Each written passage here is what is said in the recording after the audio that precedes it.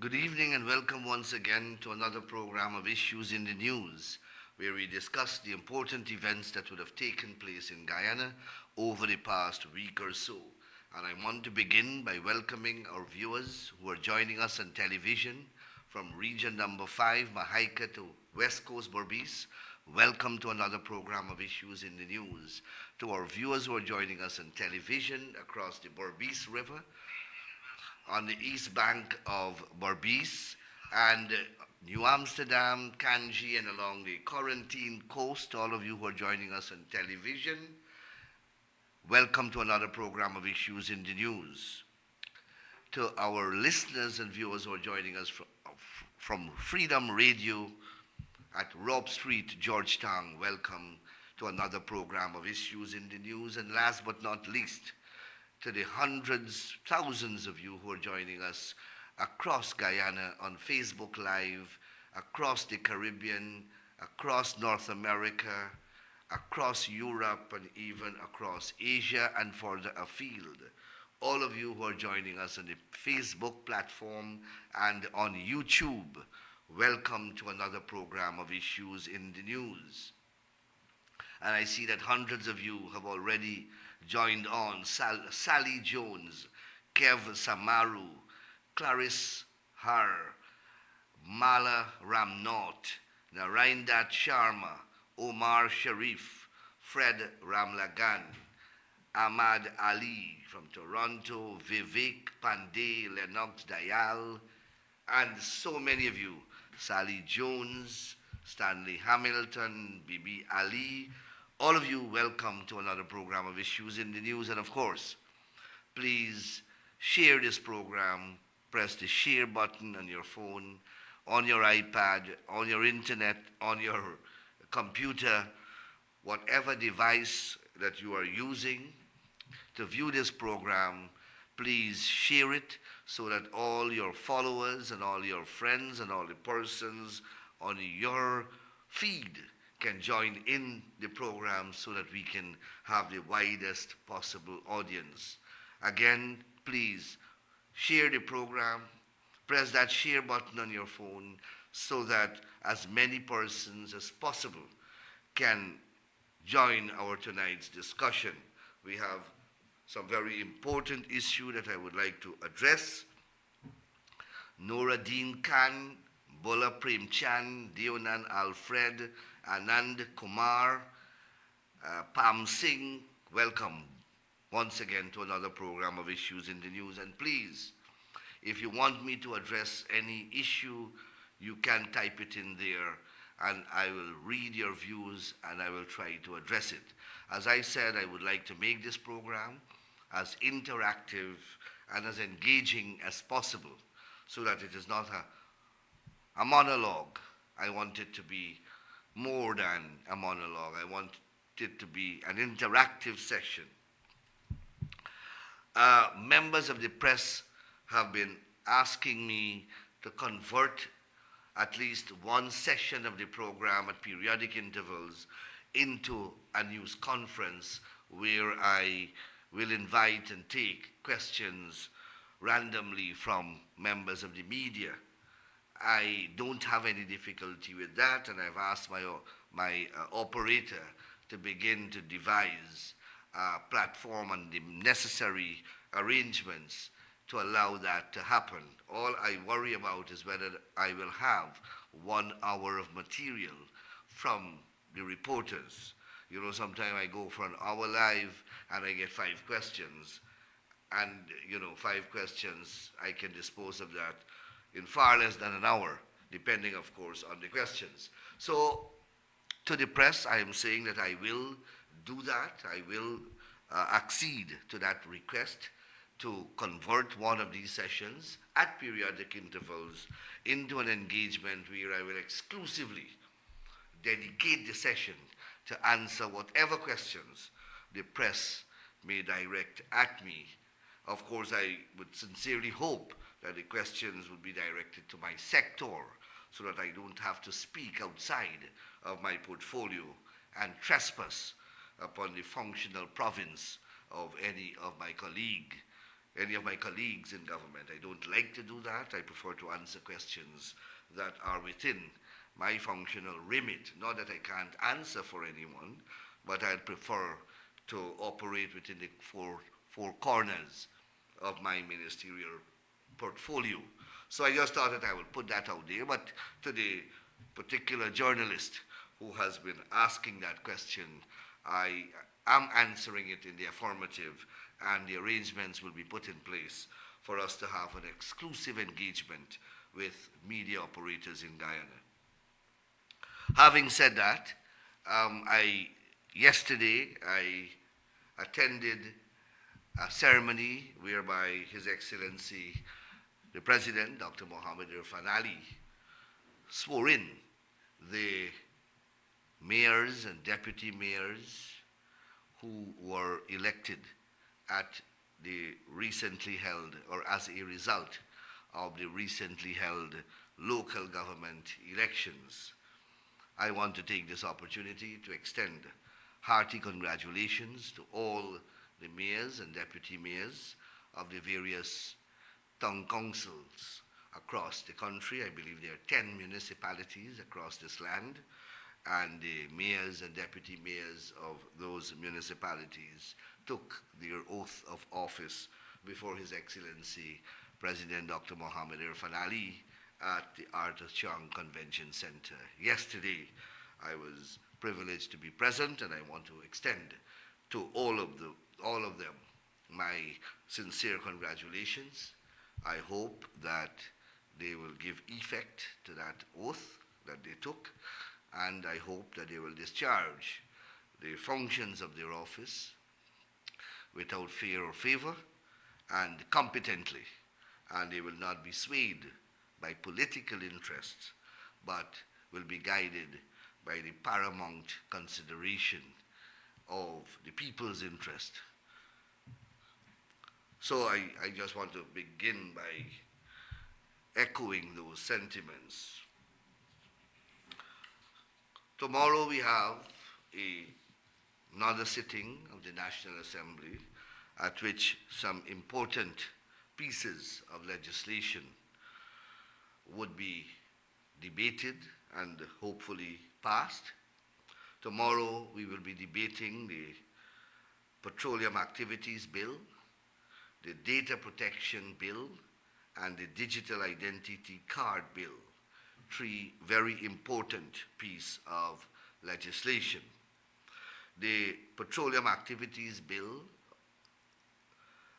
that obviously deals with the petroleum sector. It seeks to repeal the current legislation, the Petroleum Production Act, which is a 1986 law enacted at a time when we were a radically different place, when the industry was a radically different industry. We were not a oil and gas producer. We did not have any verifiable or verified reserves in any appreciable quantity. Things are fundamentally different now. Guyana is an oil producer. We have billions, over 11 billion barrels of reserves, valued several trillion United States dollars.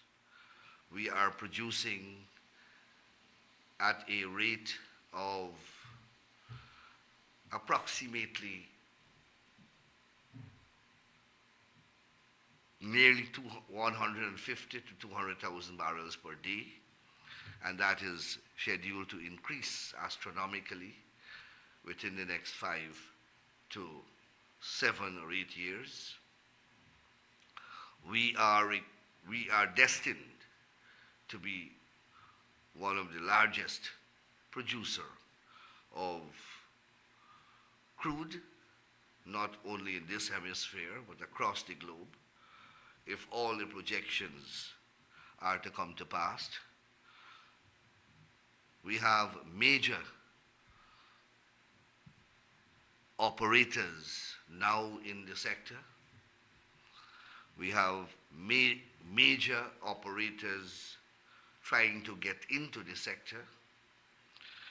The sector has kicked off and is one of the great trigger of economic and commercial activities in Guyana and has contributed significantly to the transformation that is permeating this land, physical, economic, social, and commercial transformation.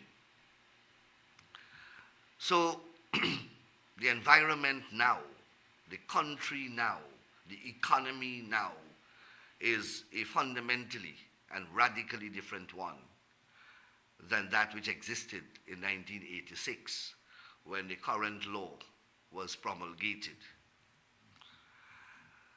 And therefore, the time is now ripe for a new, comprehensive, modern, industry-driven, industry-tailored, realistic law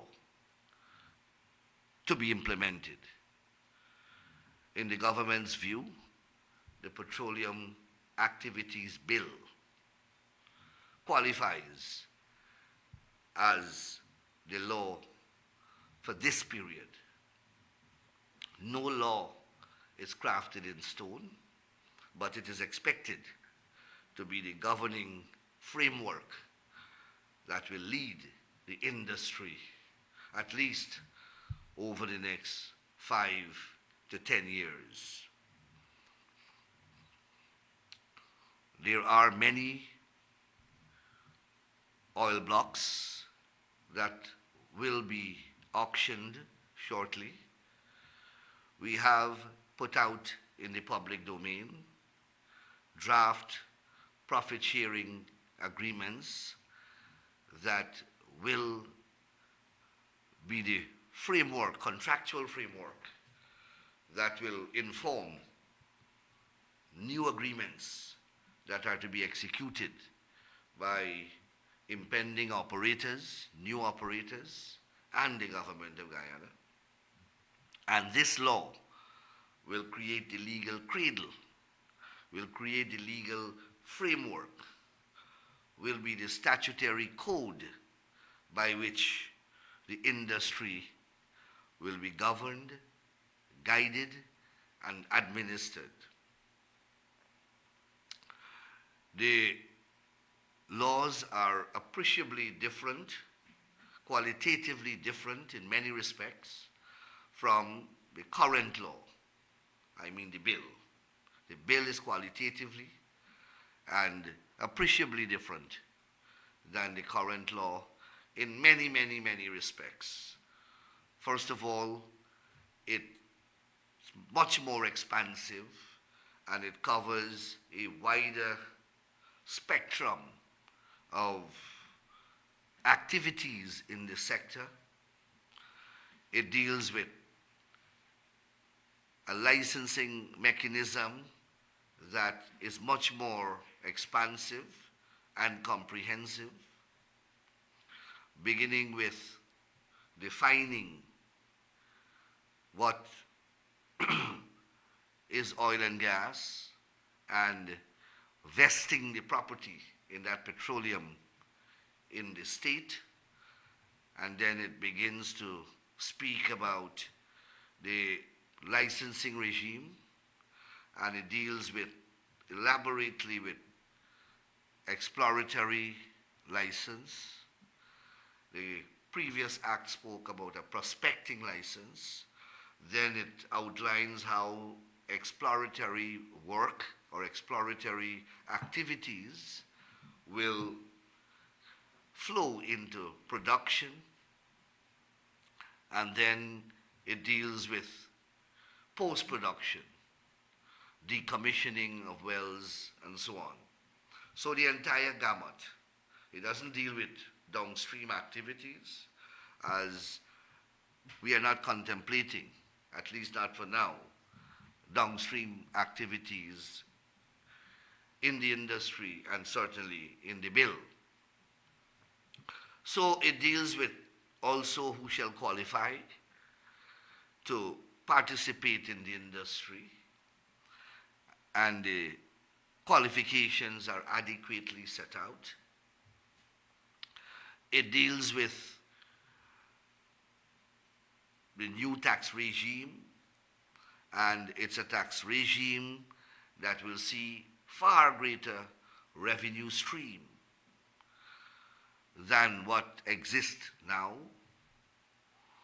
VAT, for example, will be applied in a much more broad-based manner and on a level playing field. The previous act, or rather the current act, exempts completely VAT from the industry. That will change. Corporation tax, which was exempted, or which is exempt, will now be leviable at a rate to be determined by the Minister of Finance, and it has already been disclosed publicly that it will be at a rate of 10%. Income tax will now be paid. The royalty regime would be radically different. From 2%, it is now being increased to 15%, and it will be calculated not on 75%. No, sorry, cost oil will shift from 75% to 65%, and then the profit sharing arrangement will come in, and that profit sharing arrangement will be 50-50. Whenever there is royalty owed, or there is any money owed to the government of Guyana, we have a regime that will impose interests on all outstanding payments. Also, there is a fiscal regime in place that will charge a rent, that will charge a training fee, that will charge a contribution to go towards social and environmental activities, and these are running into millions of dollars, and they are not going to be considered as cost oil or costs. So then you have signing bonus are provided for. Importantly, you have public auctions being the main process by which the oil blocks will be disposed of. Only in the rarest of circumstances would the minister be empowered to dispose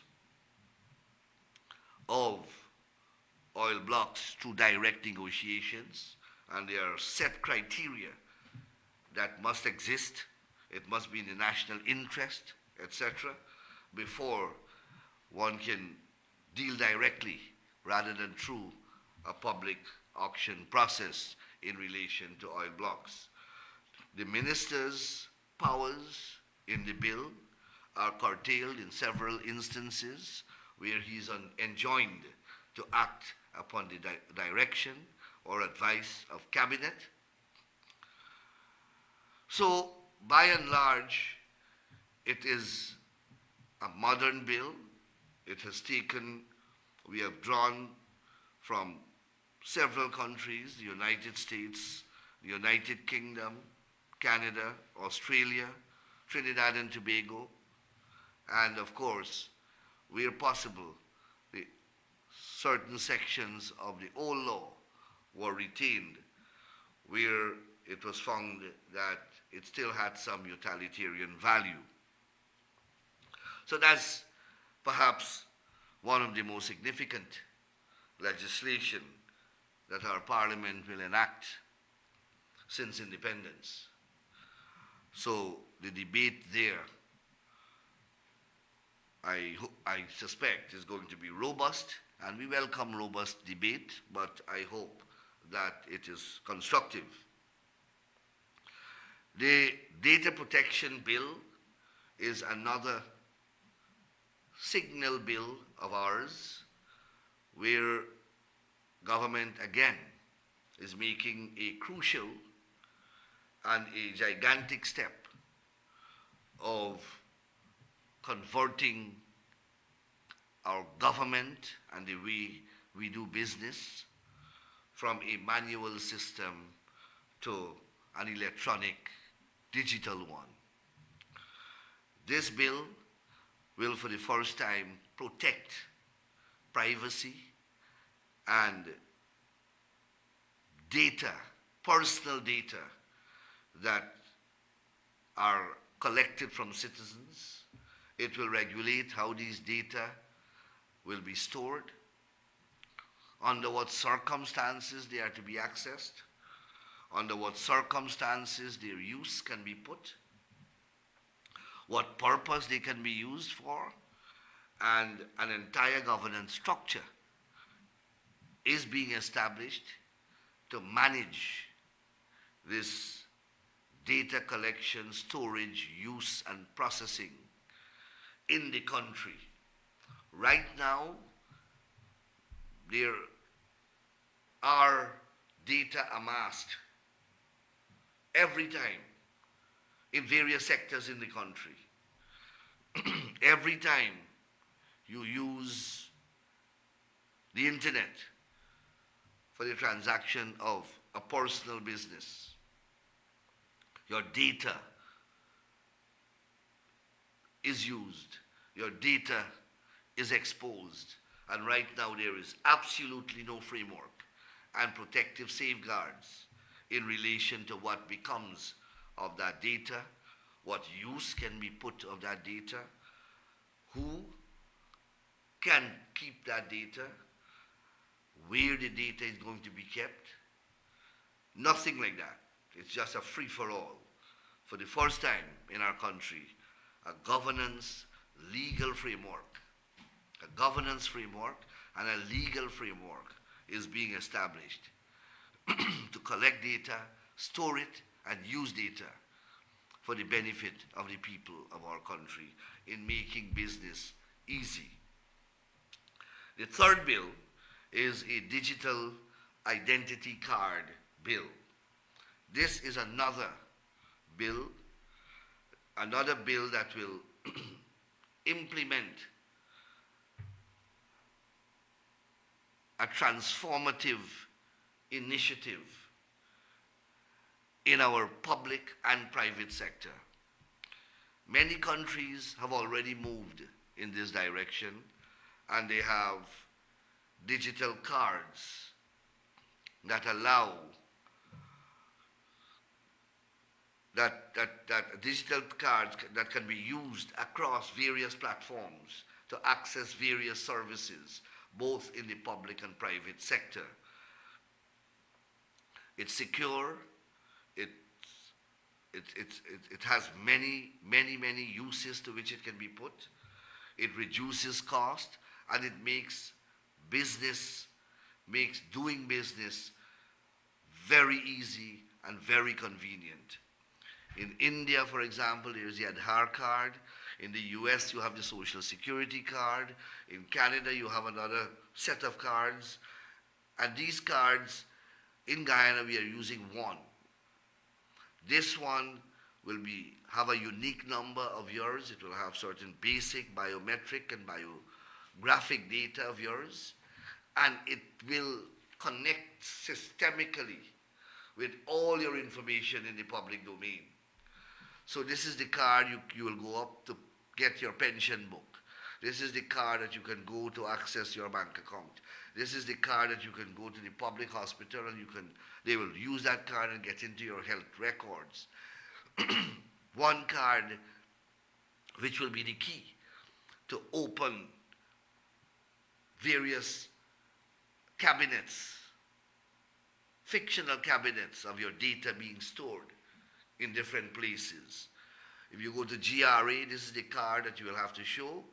And once this card is put into the machine, all your tax information will come up. Your TIN number, your driver's license, everything that GRA has on you will be synchronized and will be accessed through this singular medium.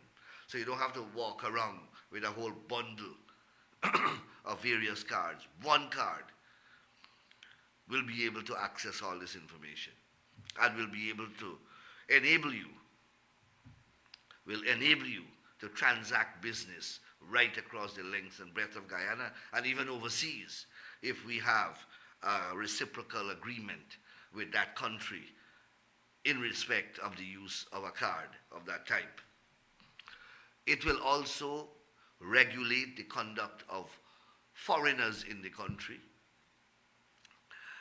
Like, it will have, if a person who is a non-citizen of Guyana is in Guyana and is working, they will be issued with a work permit card. It's not going to be called a work permit card, but a digital card for persons who are here to work. Of course, CARICOM nationals under the Treaty of Chaguaramas are going to be exempted, but outside of that category, persons will have a card that will enable them to also interact with businesses in Guyana, the public sector and the private sector. It will also document whether they're legal or illegal or how long a work permit has, etc.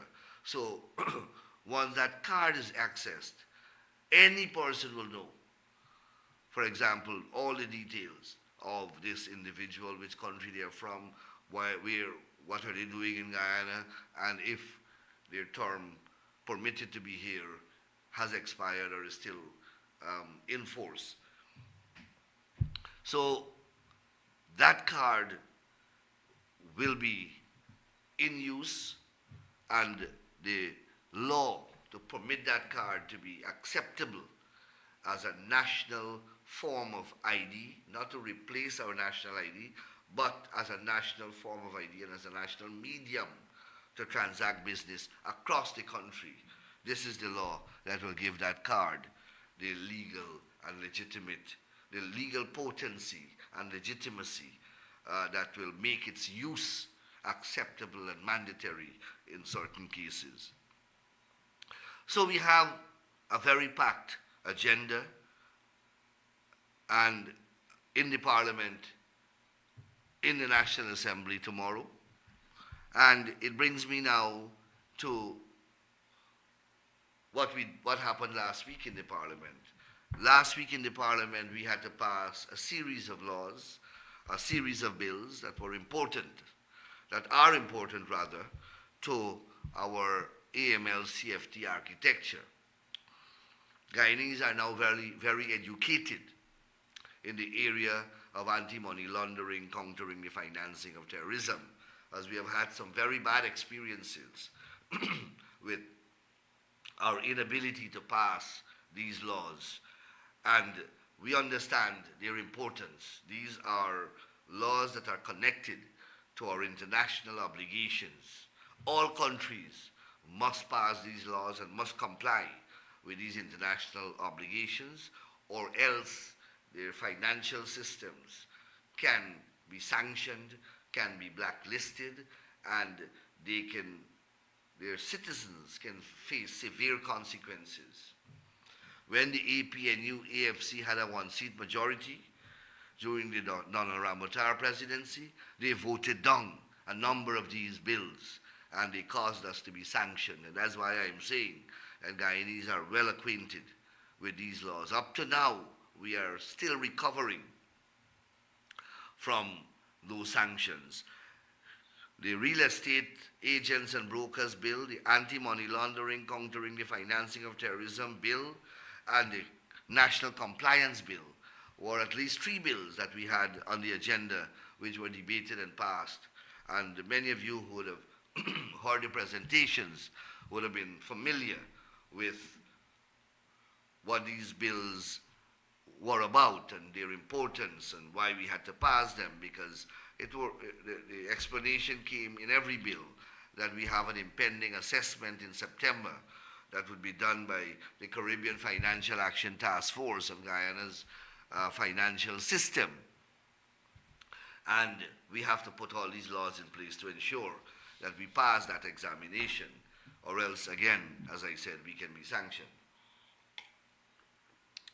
What worries me, though, is the level of contribution that the people of Guyana are receiving from the opposition. Now, the opposition in any country is an important component of democracy.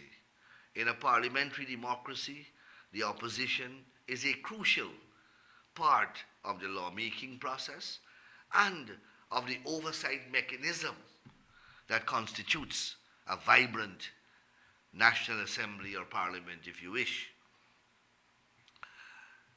The Guyana's constitutional structure is no different.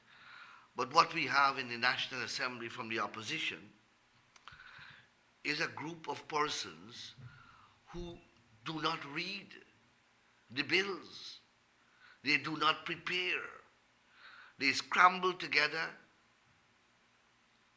night before, or some of them, I'm sure, read the bill on the day while the session is ongoing. Then is when they read it for the first time. And they stand up to speak. And because they have not studied the bill, and because they have no residuary knowledge of the particular area, they make the most outlandish assertions in their presentations. When they decide to speak on the bill, they make outrageous remarks, outrageous assertions. They make nonsensical presentations because they have not read the bill. And I'm saying that the people of Guyana, in particular, supporters of the APNU AFC, deserve better. They deserve a better quality and a higher quality of representation.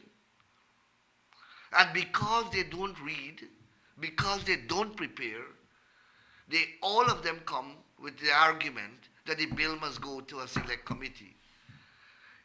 It must go to a select committee not because it warrants going to a select committee, but because they have not prepared, they don't understand what the bill says, so they wanted to go to a select committee to give them more time to read, to give them more time to prepare. Now let me say that the select committee is an important mechanism to scrutinize a bill when scrutiny is required. And our government has a long track record of taking bills to select committee. We took the constitutional reform bill to the select committee. That's an important bill that requires an input from the opposition. I chair that committee. We took it to the select committee. It stayed in the select committee for nearly a year and a half. I had to beg them to attend the committee meetings. When they attended the committee meetings, they are unprepared. They have no contribution to make. I had to close the committee sittings in their absence because they were not coming. And then when the bill returned to the floor, after they did not contribute constructively in the committee, they were not coming, I closed the business of the committee as chairman, brought the bill back from the committee, and they didn't even attend the session at which the bill was passed. That is the most important bill in Guyana. Everybody wants constitutional reform. They promised constitutional reform in their manifesto. And that is how they reacted to the most important bill, the constitutional reform bill. They asked for the hire purchase bill to go to the select committee. We took the hire purchase bill. When a bill goes to the select committee, you have to go through it clause by clause and put each clause up for discussion. We did that. Odesh Waldron The Minister of Trade and Tourism was chairperson of that bill, and she delegated to me the responsibility to go through the bill clause by clause, and I did it. You have to explain clause by clause. The bill had nearly 100 clauses. It took several months. Every clause was explained. They agreed. We made agreed changes. And when the bill came back to the Parliament, they refused to support it. They refused to support it after sitting for nearly a year in a select committee with that bill and agreeing clause by clause with the changes. And agreed changes were made. And when they come back to the Assembly, they didn't support the bill. We took recently the radiation bill, the single window bill. Those two bills, I must say, we had good experiences. We worked together and we produced the bill, and when the bill came back to the National Assembly, they supported it. But that's 2 out of 4. So I made that point. I give those examples to show you that we are not unwilling to take the bills to a select committee. But there are certain bills sometimes you cannot take because of time. But most importantly, certain bills do not need to go to a select committee. But the point is that they don't want it to go to a select committee because they can make out a case for it to go to a select committee. They want it to go to a select committee because they have not read it.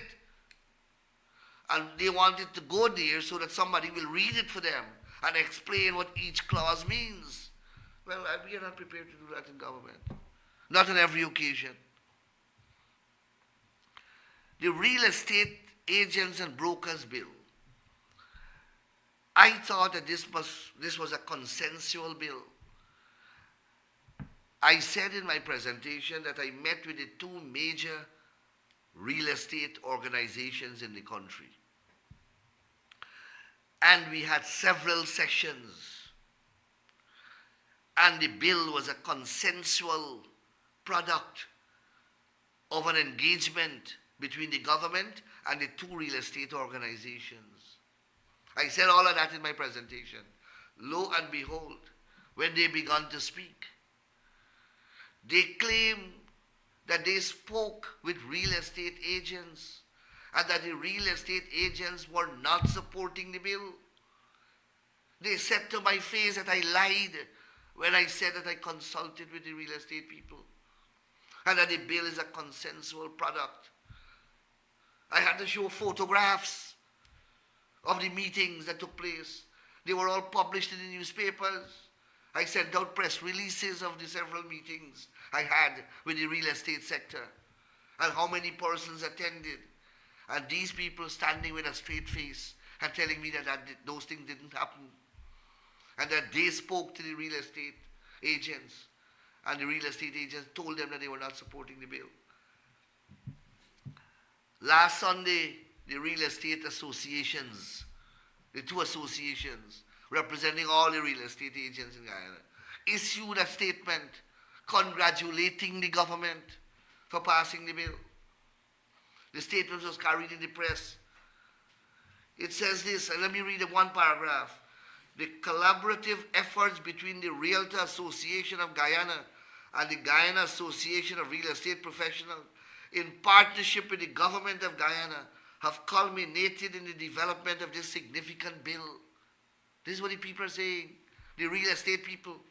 Through a series of constructive dialogues and consultations with the Attorney General, each provision of the bill was crafted to encapsulate the perspectives of both associations, consumers and the government, exemplifying a true consensus-driven endeavor.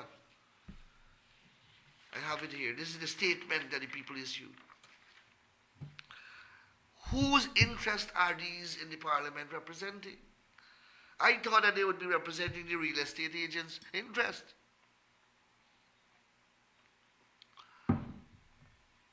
Whose interests are they representing in this country?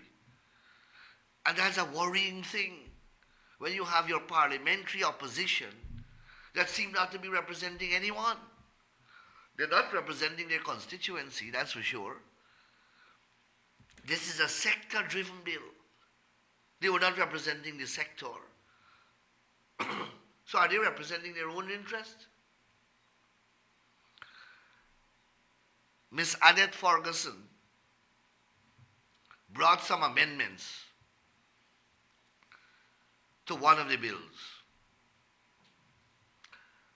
I asked her to withdraw the amendments from the inception because they do not make sense. You can't sit down the night before and try to draft amendments to a very complex bill and expect to get it right. So I went through the amendments, and from the floor, during the debate, I invited her to withdraw the amendments. I was not accusatory. I didn't get angry at that point in time. But then they started to persevere, and then I had to go into the amendments. The amendments did not make sense. They could not have been passed anyhow because they were not expressed in a coherent manner. An amendment must be clear in its language, and it must tell you what it seeks to amend. So it must say where in the bill it must be inserted, and then when you read it, it must make sense. It must flow with the rest of the bill. That didn't happen with the amendments. Somebody put together these amendments quickly, hurriedly. Some of them had nothing to do with the bill. One of them had a definition. They want us to insert in the definition section of the law, of the bill, the term, the Guyana Chartered Accountants Association. Now, you define a term in a bill that is used in the bill.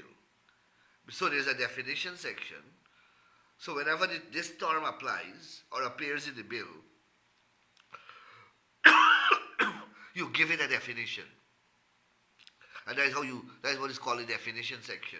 It's normally labeled preliminary. So agent, if the word agent is defined, it will say in the bill, the word agents mean real estate agents and not custom agent. Broker means real estate broker and not custom broker. They want us to define, insert in the definition section, the Institute of Chartered Accountants of Guyana. But that term is nowhere in the bill.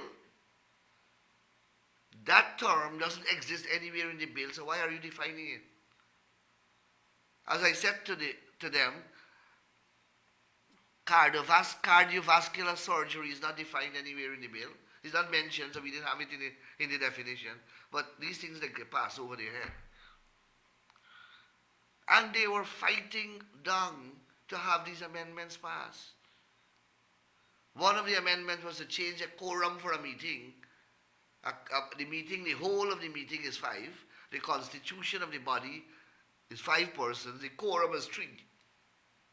They want to change the quorum from 3 to 4. Does that even make sense? Does that make sense?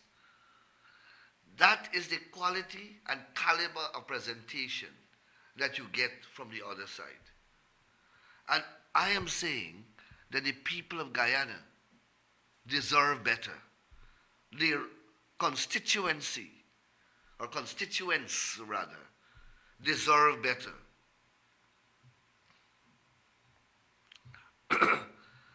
I hope that in tomorrow's sitting, we will have a better quality of performance from the opposition, because this is serious business. The bills that are going to be debated are very, very serious, are very, very important to the national development of our country and to the development and advancement of the people of our country. and the opposition, they have a role to play. So let me see what comments are being generated.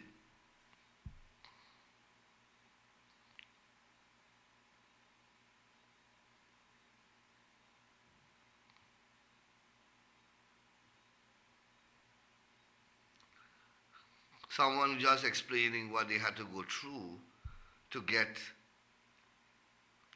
uh, an account opened. And that regime was put in place because we lost corresponding relations with banks overseas, and our financial system came under scrutiny, and harsh measures were forced upon the system, and some of them have not yet been removed because they have to stay there for a period of time. Perhaps after we pass this mutual evaluation, we would be able to remove some of those very oppressive and onerous obligations that still are in the system. For example, in relation to the opening of bank accounts. I remember during the time when we were being sanctioned, persons when they, in the United States and in Canada, when they went to the money transfer places to send their money to their relatives in Guyana, they had to show source of funds. They had to show employment evidence. These things were not in place before. It is because the APNU AFC voted down those bills. That is what resulted in the unleashing of a menu of measures, because we became a place internationally recognized as an area that money laundering is taking place. That is what it meant when our national parliament refused to pass international obligations. It refused to pass laws that encapsulated our international obligations as a country. People all across the Caribbean and this hemisphere, in fact, wanted to know what is wrong with our parliament, because parliament across the hemisphere passed all these laws and our parliamentarians voted them down. I had to go to answer for Guyana at several conferences because people wanted to know whether our parliament was being controlled by persons conducting these activities. No one can believe or could have believed that these people were persecuting or prosecuting, if you wish, a political agenda when they voted down these laws. Anyhow, we have to move on. I have a series of questions from the press. Someone asked, what are the planned amendments to the Domestic Violence Act? Well, I'm pleased to report that the Domestic Violence Act will be completely overhauled. It's not going to be amended. It's going to be repealed and replaced with a modern family violence bill. A bill that is intended to correct all the deficiencies in the current Domestic Violence Act. The Domestic Violence Act was passed in 1996. At that time, it was a groundbreaking piece of legislation. 3 decades after, by the sheer passage of time, it has become old and outmoded. Significantly, after 3 decades, we have been able to see its weaknesses. Domestic violence, by no measure, has reduced in Guyana. The act, therefore, has been rendered ineffective. We now have to make a law of that type effective. The Domestic Violence Act was essentially a legislation in civil law. The new bill will have both civil and criminal remedies. Nobody went to jail or could have gone to jail under the Domestic Violence Act. It was not a criminal statute. You would have gone to jail if you violated one of the civil orders. So you had order to put the man out of the house or the woman out of the house, an order to restrain a particular activity from taking place, but no sanction, no offenses of a criminal type. One had to go back under the ordinary criminal law to charge for assault, wounding, etc. Now, it will be a different type of legislation. Persons will go to jail for domestic violence offenses. Persons will be kept in custody rather than be restrained from going into a house or the matrimonial home. They'll be locked up. They'll have orders of that type to keep the abuser away from the victim. You don't have that now in this law. And this law, this new bill that we are working on, we took a lot of provisions also from the United States of America. So it's a different type of legislation, very penal, very harsh, because the problem that it is intended to address is one that is oppressive, one that is serious, and one that has resulted in a tremendous amount of violence, death, sufferings, breaking up of families, and a whole host of pain and anguish. And you have to get a law that is strong enough to respond to that type of social problem. And as I said, it is as prevalent in Guyana as it ever was. So this new law, hopefully, will deal with it. But one law can't deal with this situation. You have a multiplicity of things that we are working on. For example, that brings me to the next question about the work that is being done currently to study, to interrogate, to investigate the causes of gender-driven homicide.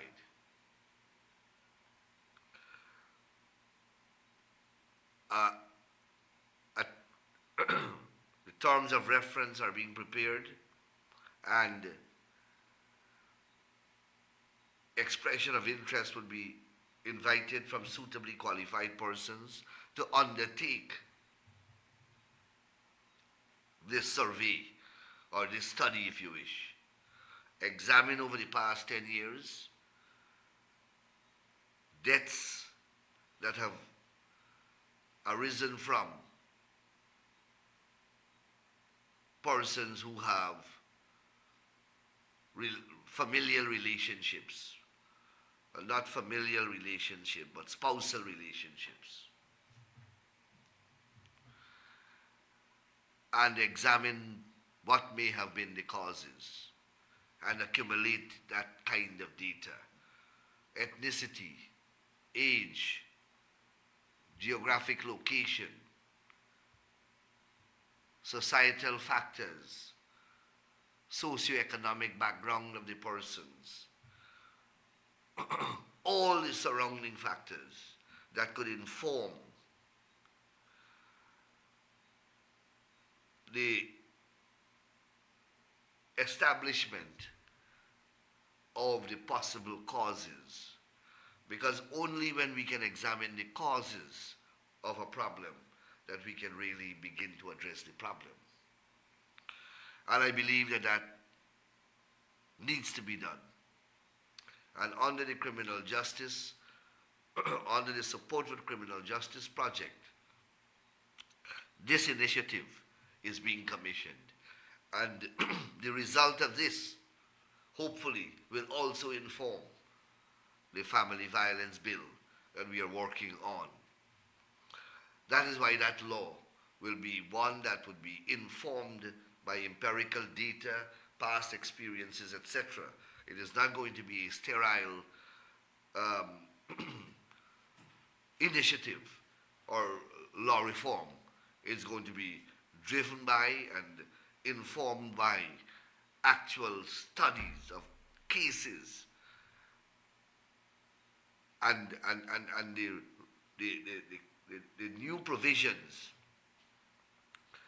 will be informed by the inherent and structural revealed weaknesses of the current law. For example, I know of a case where the domestic violence order was made by the magistrate. The magistrate made the order to exclude the man from the house. The man had the order in one hand, and he had a cutlass in the other hand, and he went and he chopped his wife. I believe she died subsequently. So it's not that the court didn't grant the order. An order was granted. Now that law has been rendered completely useless in that situation. The order was not worth the paper that it was printed on. Those types of incidents will inform what will the new law will contain. That's the point I want to make. A question has been asked of me whether the families affected by Madhya Dorm's fire have received any payments. Of course they have. I reported that already, I believe. They got a deposit of the sum to which, a deposit on the sum that the government is offering as financial assistance. That was paid to them in cash, and the balance the balance of those payments are being now processed so that they can be fully effected in the very near future, within the next 2 or 3 weeks. How many families signed the agreements? On the 3rd of July, I have some jottings here. 20 of those agreements were signed, and then on the 31st of July, 11 was signed. 11 was signed on the 31st of July and the 1st of August, and on the 3rd and 4th of July, 20 were signed. And that was the number of agreements that we had to sign based upon Cabinet's decision. So all the agreements were signed.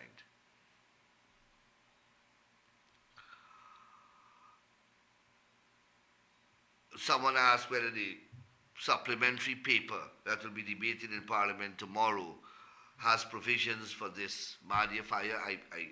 I think so. I'm not sure. Don't hold me to it.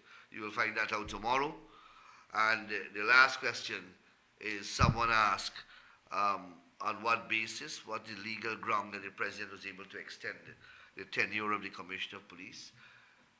The law provides for the President to extend the tenure of a Commissioner of Police or any person performing the functions of that office. Utilizing the provisions of that law, the President, and following the procedure outlined in that law, the President extended the tenure of Mr.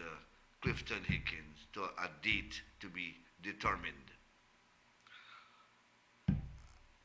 I assure you that it was lawfully done, and the basis and grounds for it exist in the laws of Guyana. So this is where I've come to the end of tonight's discussion. I want to thank you very much for staying with me over the last hour or so. I believe that we have covered a lot of grounds, and I invite you to join with me next week as we continue to discuss the important events that would have taken place in Guyana over the past week or so. Join us tomorrow in Parliament. We are starting at 10 a.m., as I said. We have a packed day, a very important public business to discharge, and then after that, Parliament goes into a recess and will resume until, I believe, October later this year. I thank you once again, and please enjoy the rest of the evening and stay safe for the rest of the week until I see you next week. Thank you.